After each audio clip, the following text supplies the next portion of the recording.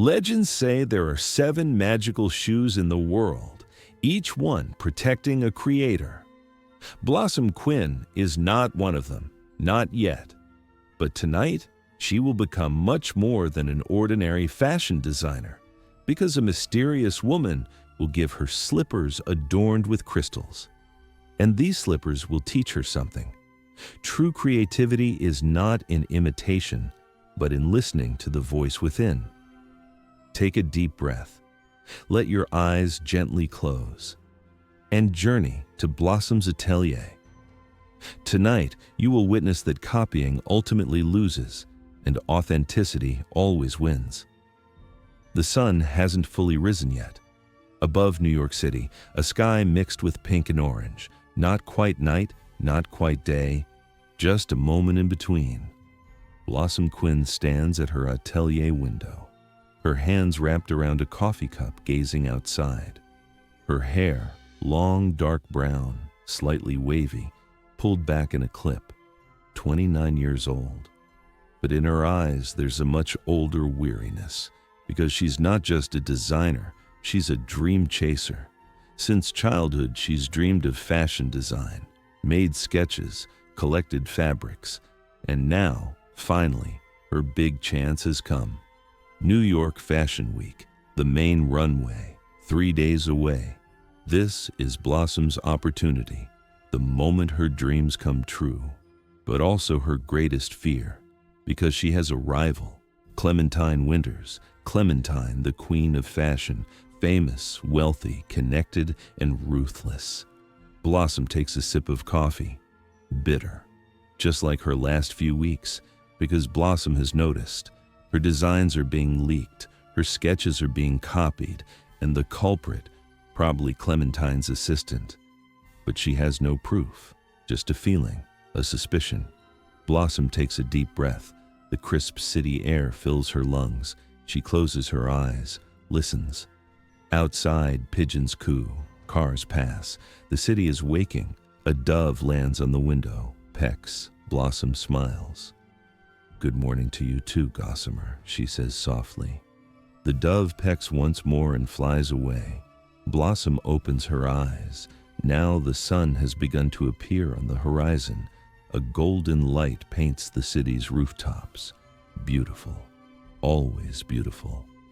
But today something is different. Blossom can feel it. The silver necklace from her mother, hanging at her throat, is warming slightly. This is a warning. A change is coming. But this is no ordinary change. Blossom knows this, because the necklace only warms during special moments, magical moments. She turns, looking at her atelier. Fabric rolls on the walls, mannequins in the corners, hundreds of sketches on the drawing table. These are Blossom's treasures, her heart's language, her soul's song. But tonight perhaps all of it could disappear. Blossom walks to the table. On it are her latest designs. A dress, silk, and shades of purple and silver, embroidered with stars. So beautiful, her best work. But Blossom worries, because she knows Clementine will see this too and steal it, or at least try. Blossom moves around the atelier, a small space, maybe 500 square feet, but comfortable. A work table, a sewing machine, mannequins, shelves on the walls, fabrics, threads, buttons on them, windows facing the city. She turns on the radio. A soft jazz melody fills the room. Piano, double bass, light drums, soothing. She sits at the work table. In front of her, a new sketchbook. A blank page stares back at her. She takes a deep breath, picks up her pencil, and begins to draw. The first line, then the second, the third. Slowly a shape appears. A dress, no, a coat, long, flowing, flying in the wind. Blossom loses herself in the drawing. The world disappears. There's only the paper and the pencil and flowing lines. She doesn't notice time passing.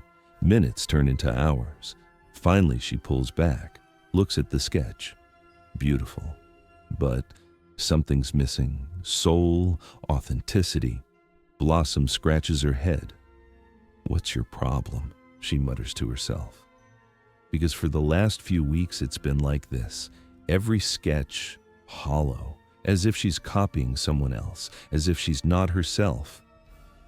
Clementine's shadow follows her, constantly. Her phone rings, Blossom looks, her assistant, Pearl Goodhart. "Hello? Blossom, where are you?" The fabrics arrived, and the model fitting is in 2 hours. Blossom panics. "Oh yes, I forgot. I'm coming right now." She hangs up, jumps to her feet, grabs her bag, locks the door, rushes down the stairs, 2 at a time. She steps outside. The New York morning greets her. Sun, noise, smells, coffee, bagels, exhaust. She hails a taxi, gets in. "Where to, miss?" "Soho, please, and hurry." The driver smiles. Everyone's in a hurry in this city. True. But Blossom's hurry is different, because this isn't just an appointment. This is her future. The rehearsal studio's crowded. Models, makeup artists, lighting technicians, everyone busy with something. Blossom enters. Pearl rushes to her. Finally, the fabrics are over there, and the models are ready. But Blossom, we have a problem. Blossom's stomach churns. "What problem?" Pearl whispers. "The purple silk. Missing.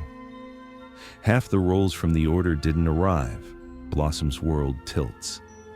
"What? But without that silk, I can't finish the dress." "I know. I called the supplier. They said the order was recorded incorrectly, deliberately." Blossom's eyes narrow. "Clementine," Pearl nods. "We can't prove it, but yes, most likely."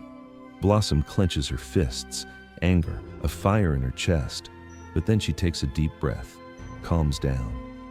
"Okay," she says. "Plan B, we'll use a different fabric, maybe velvet or satin." Pearl hesitates. "But the design will change." "I know, but we have to adapt." Blossom starts working, checks the fabrics, touches, feels. Which one is right? Hours pass, models come and go, fittings are done, changes are noted. Blossom is tired, but she can't stop, because time is running out. Evening comes, the studio empties, only Blossom remains, and silence. She sits at the work table, buries her head in her hands. "I can't do it," she whispers. "Clementine will win, because I'm not good enough." And at that moment, a voice. "Who said you're not good enough?" Blossom lifts her head. A woman stands in the doorway, elderly, maybe 70, maybe 80, long silver hair, a deep purple velvet cloak with mysterious symbols embroidered in gold thread, and in her hands, a box wrapped in midnight blue silk. Blossom stands up. Who are you? How did you get in?" The woman smiles, a warm, knowing smile. Her eyes sparkle with ancient wisdom. "I am Madame Mystique, and doors open for those who truly need guidance." Blossom's heart races. "What do you want?" Madame Mystique glides into the room. With slow, graceful steps, she approaches Blossom. The air around her seems to shimmer slightly, like heat waves on a summer day. "I brought you a gift," she says. Her voice is soft, melodic, like wind chimes. She extends the silk-wrapped box. Blossom hesitates, but something draws her to it. She takes the box, heavy, something precious inside. "Open it," says Madame Mystique. Blossom unwraps the silk, opens the box. Inside, nestled in clouds of tissue paper, shoes, transparent crystal slippers covered with hundreds of tiny crystals that catch and refract the light. They seem to glow from within, casting rainbow colors across the room. Magnificent, breathtaking. These are... Blossom can't breathe. Incredible. Madame Mystique nods slowly. These are magical. But you must be very careful, dear child. These slippers will give you courage. They will help you hear the voice within, the voice you've been ignoring. But they will only shine when you're truly authentic. If you imitate, copy, or try to be someone else, they will dim, and you will lose everything. She reaches out and touches Blossom's hand. Her fingers are warm, comforting. The magic is not in the slippers themselves. The magic is in you. The slippers simply remind you of what you've always had. Blossom looks at the shoes, then at Madame Mystique. Is this a dream? Madame Mystique smiles mysteriously. Perhaps, perhaps not. But wear these slippers at the show. Listen to your heart, not your fears. And remember, authenticity always defeats imitation. Always. She turns to leave. Her cloak swirls around her. Wait, Blossom calls. How do I find you again? To thank you, Madame Mystique pauses at the door. You don't need to find me, child. When you find yourself, that's thanks enough. And she vanishes into the shadows of the hallway, as if she was made of mist. Blossom looks around, empty. Only she exists, and the shoes. Slowly she picks up one of the slippers, real. The crystals, cool and smooth against her fingers. They pulse with a faint warmth. She smiles. For the first time in days, she really smiles. Okay, she says to the empty room, let's try. Show day. 3 days have passed so quickly. Blossom is backstage, chaos all around. Models rushing, makeup artists doing final touches, music being rehearsed. Blossom's heart pounds wildly. She rubs her hands together, sweating. Pearl approaches her. Are you ready? Blossom nods, but she's not sure. Because last night something happened. When she entered the studio, she found her drawing table in disarray. Some sketches were missing. Clementine. Definitely Clementine. But Blossom now has proof. Security camera footage. Clementine's assistant entering the studio late at night, taking photographs with her phone. Blossom could go to the police, but there's no time. The show will begin in minutes. Instead, she'll do something else. Something better. She takes the crystal slippers from her bag, carefully unwraps them from their silk covering. They seem to sense her nervousness. The crystals pulse gently, reassuringly. She removes her own shoes, takes a deep breath, and puts on the crystal slippers. Perfect fit. As if they were made for her feet alone, they mold to her perfectly, comfortable despite the crystals. And at that moment, something changes. The slippers begin to shimmer, faint at first, but growing stronger. Blue, purple, green lights dancing across their surface. Warm energy flows from the slippers up through her legs into her body and into Blossom's mind. Images, visions, designs she's never imagined before. New patterns, things she never thought of, color combinations that shouldn't work but somehow do. Fabric textures layered in unexpected ways, styles that blend classic and modern, all original, all hers, all beautiful. Blossom holds her breath, her heart racing, not with fear now, but with excitement. Is this real? She whispers. Pearl looks at her with concern.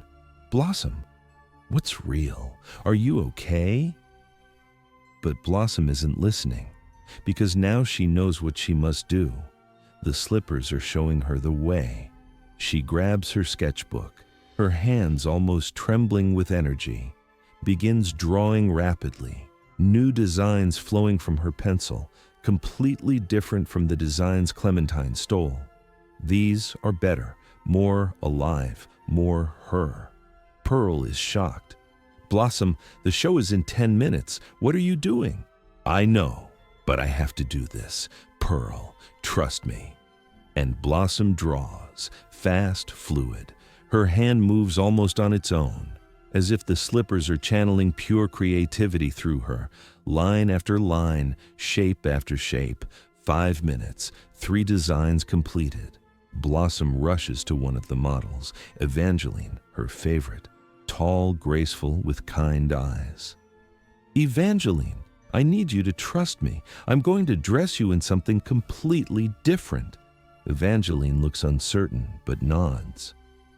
"I trust you, Blossom." Blossom works quickly. Pearl helps, cutting fabrics, pinning, sewing with lightning speed, needle, thread, scissors, hands flying.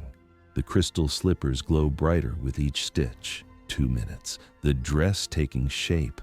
Purple satin layered with sheer silver organza. Crystal details catching the light, flowing, ethereal, perfect. 1 minute, dress complete. Not perfect in the technical sense. Some stitches are visible, some seams uneven. But it's real, authentic, beautiful. Evangeline puts on the dress. Blossom steps back, looks at her. Tears, happy tears streaming down her face. "Perfect," she whispers. "You're absolutely perfect." Evangeline smiles.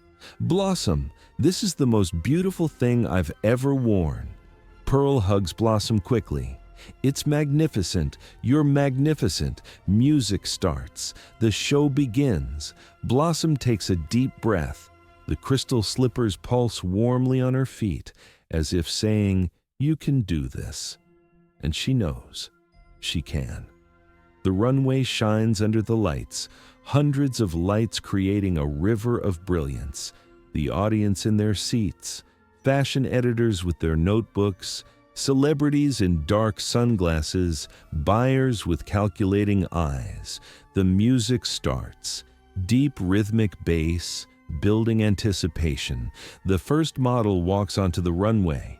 From Clementine's collection, a red dress, structured, sharp, beautiful in its precision, chic, but familiar, too familiar.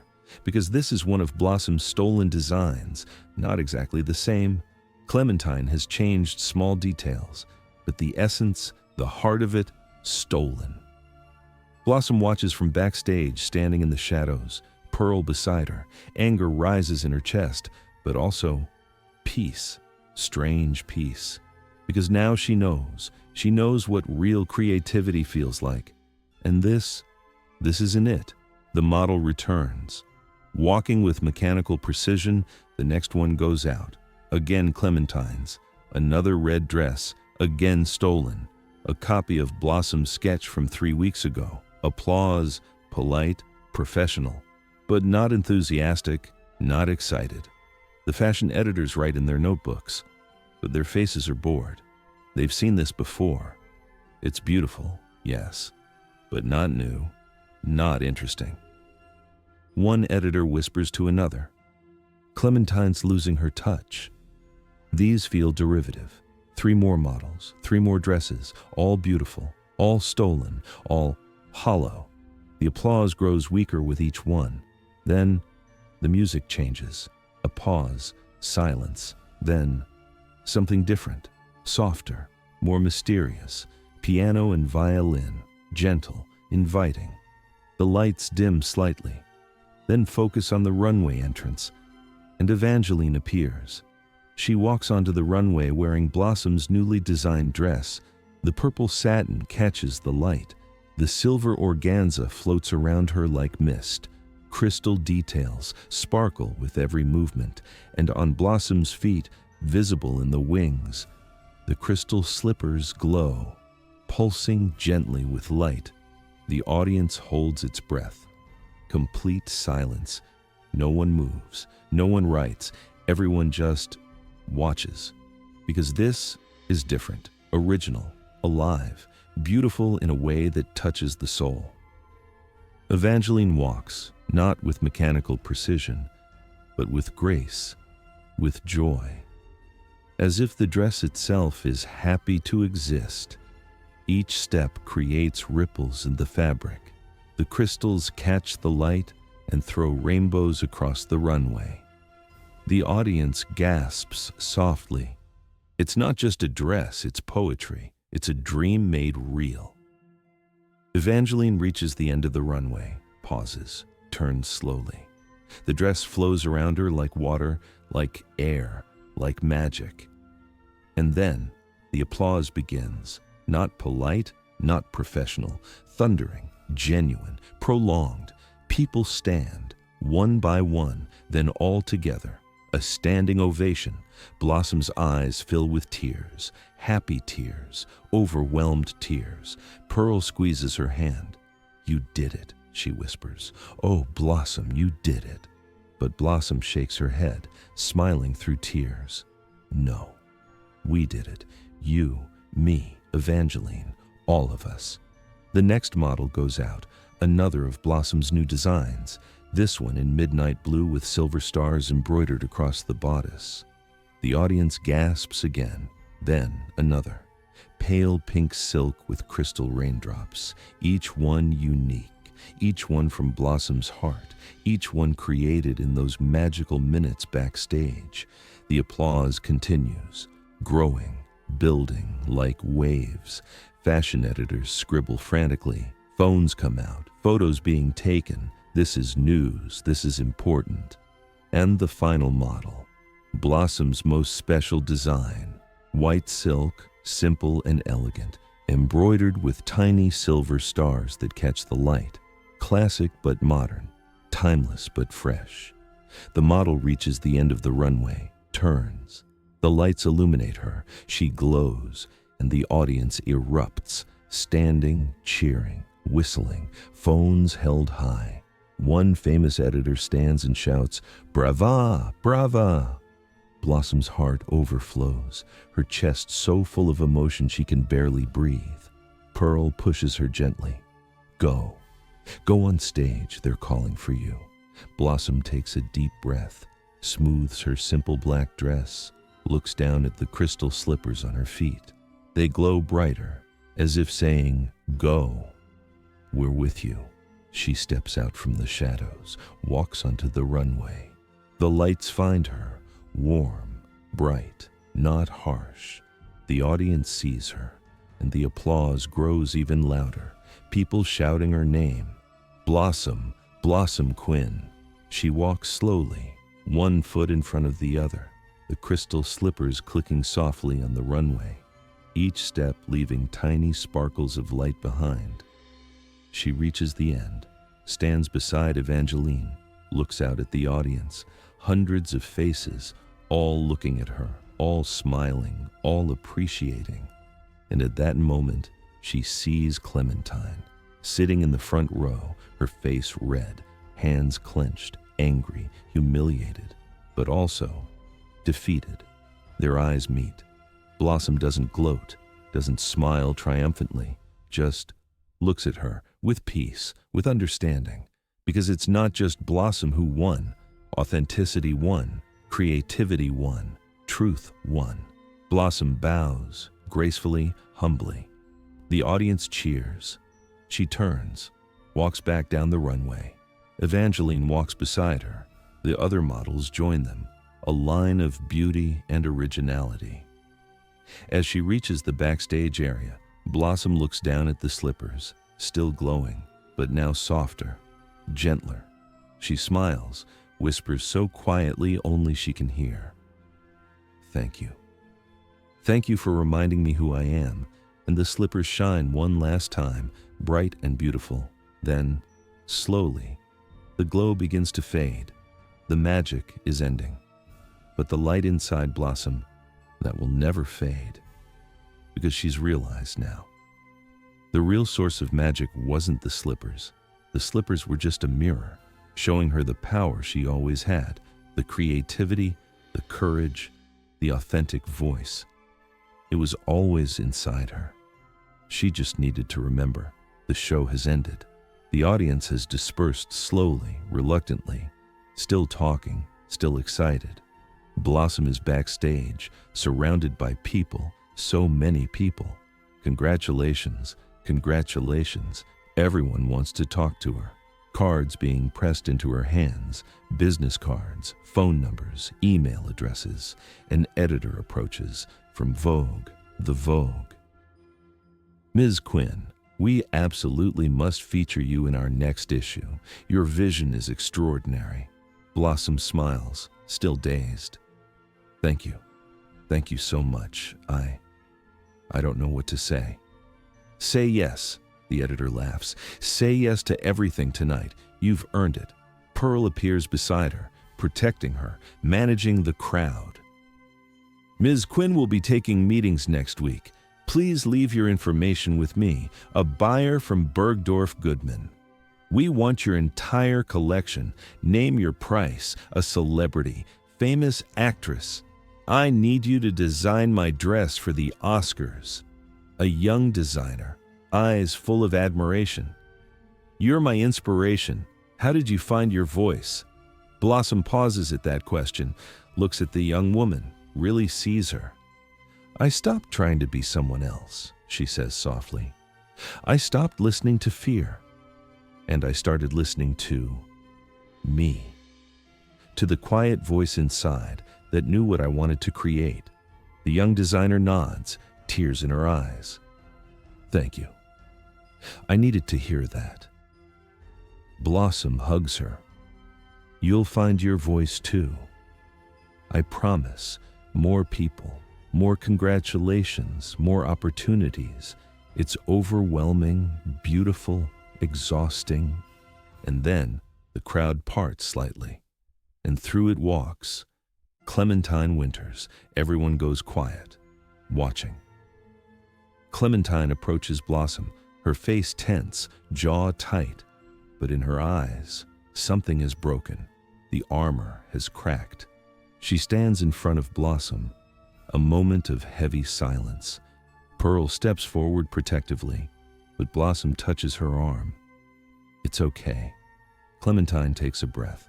When she speaks, her voice is quiet, almost humble, so different from her usual imperious tone. Your designs, she says slowly, they were beautiful, truly beautiful. Blossom is surprised. She expected anger, denial, accusations, but not this. Thank you, she says simply. Clementine looks down at her expensive shoes, her designer dress, all the armor she wears. She starts, stops, tries again. I stole your sketches. I had my assistant break into your studio. I sabotaged your fabric order. She looks up, eyes shining with unshed tears. I'm sorry. I'm so sorry. The people around them gasp. Phones come out. This is scandal. This is news. But Blossom just nods. I know. I saw the security footage. Then why didn't you expose me? Ruin me? You could have, Blossom thinks, touches the necklace at her throat, her mother's necklace, still warm. Because, she says gently, that wouldn't have made my designs better. It wouldn't have made me happier. Revenge isn't why I create. Clementine's face crumples slightly. A tear escapes. She wipes it away quickly. I've been copying people for 10 years, she whispers. 10 years. And I've never once felt what you must have felt tonight. That joy, that authenticity. Blossom's heart softens. All the anger, all the hurt, it melts away. Because she understands now. Clementine isn't evil. She's lost, afraid, trapped in a prison of her own making. It's never too late, Blossom says. You can find your own voice. Your real voice. I believe that. Clementine looks at her, really looks at her, searching for sarcasm, for cruelty, but finds only sincerity. How? She asks, like a lost child. How do I start? Blossom smiles. Stop looking at what everyone else is doing. Sit with yourself, listen, draw what makes you happy, not what you think will sell, not what's trendy, just you. Clementine nods slowly. I don't know if I can. You can. It's scary, but you can. Another moment of silence, then Clementine extends her hand. Blossom takes it. They shake, a truce, maybe even the beginning of understanding. Good luck, Blossom Quinn, Clementine says. Good luck, Clementine Winters. And Clementine turns, walks away, through the crowd, smaller somehow, less armored, more human. Blossom watches her go and feels only peace, compassion, hope. Pearl hugs her tightly. I can't believe that just happened. You're amazing. You're so much better than I would have been.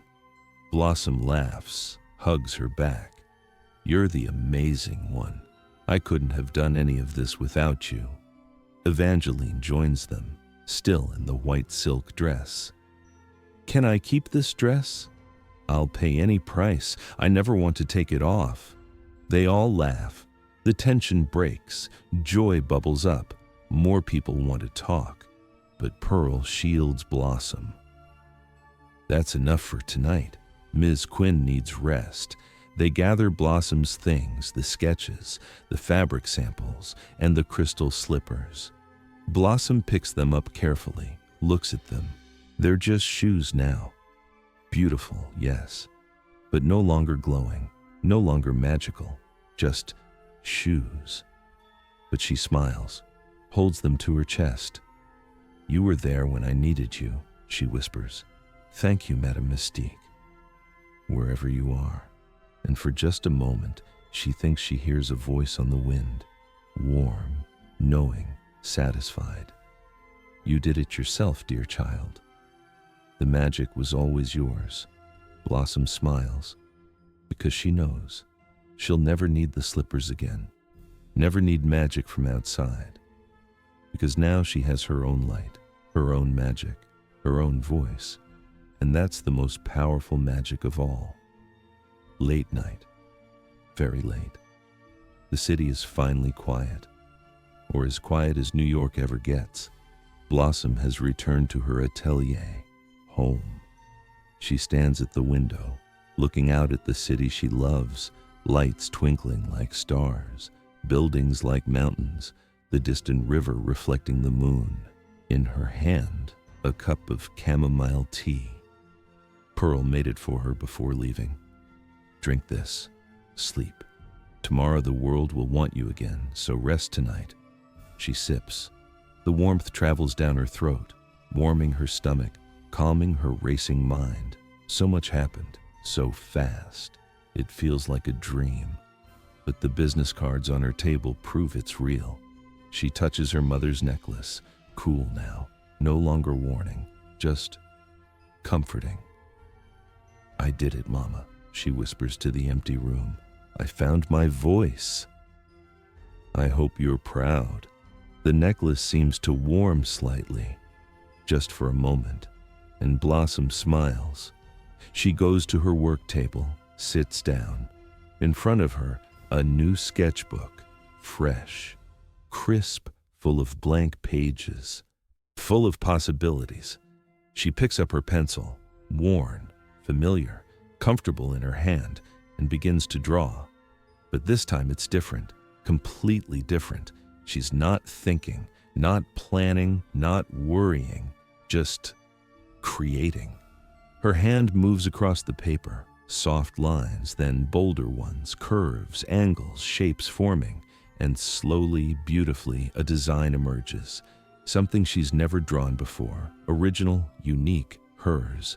She smiles, adds details, a ruffle here, a drape there.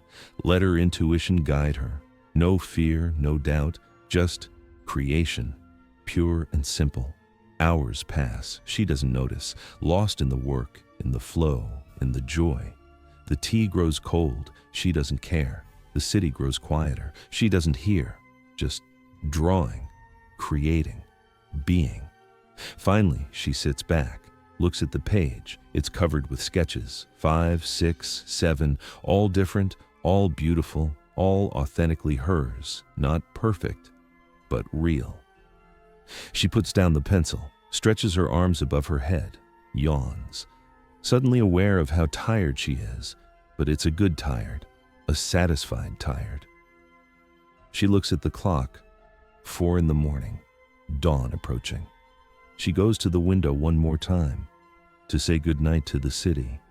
The sky is beginning to lighten, that magical time between night and day. just like this morning. But everything has changed. She has changed.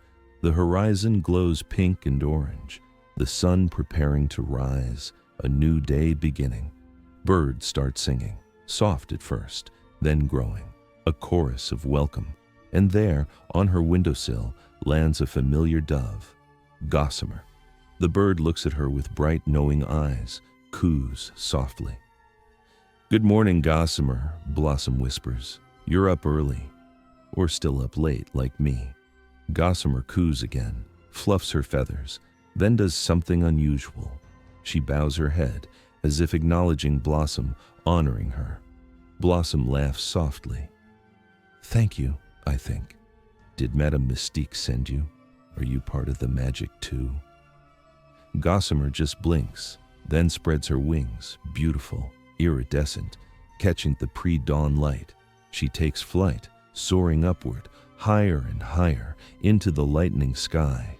Blossom watches, following the bird's path, up, up until Gossamer's just a speck, then nothing, merged with the morning. Blossom takes a deep breath, the freshest air of the day, clean, cool, full of promise. She feels it, deep in her bones, in her heart, in her soul, lightness, freedom, joy, peace. She's found herself, finally, truly, the real Blossom Quinn, not who she thought she should be, not who others wanted her to be, just herself. And herself is enough, more than enough, perfect. She knows now, this is where she belongs, this atelier, this city, this life, creating, designing, sharing her vision with the world. This is her purpose, her calling, her gift. She is an artist, a creator, a light in the darkness, and she will shine brightly, authentically, beautifully, not because of magic slippers, not because of luck, but because of who she is, her talent, her courage, her authentic voice. She will create beauty. She will inspire others. She will guide lost souls like Clementine, like that young designer, to find their own voices. This is just the beginning, the first chapter. There will be challenges ahead, hard days, moments of doubt, but she'll face them because now she knows the secret Madame Mystique taught her, the secret the crystal slippers showed her. True power comes from authenticity. True beauty comes from the soul. True success comes from being yourself, always, forever. Blossom turns from the window, looks at her atelier, her home, her sanctuary. The crystal slippers rest in their box on the shelf, no longer glowing, just beautiful shoes, a reminder, a treasure. She goes to her bed, finally, ready to rest, lies down, pulls the soft blanket over herself, sinks into the pillows, closes her eyes, and smiles. Tomorrow, the world. Tomorrow, interviews and meetings and opportunities. But tonight, sleep, rest, dreams, good dreams, creative dreams, beautiful dreams. Her breathing slows, deepens, her mind quiets. Outside, the sun rises, golden light fills the sky. A new day has begun, and Blossom Quinn sleeps, peaceful, content, free, dreaming of all the beauty she will create, all the joy she will share, all the light she will bring to the world, forever and always. The artist, the creator, the light, Blossom Quinn.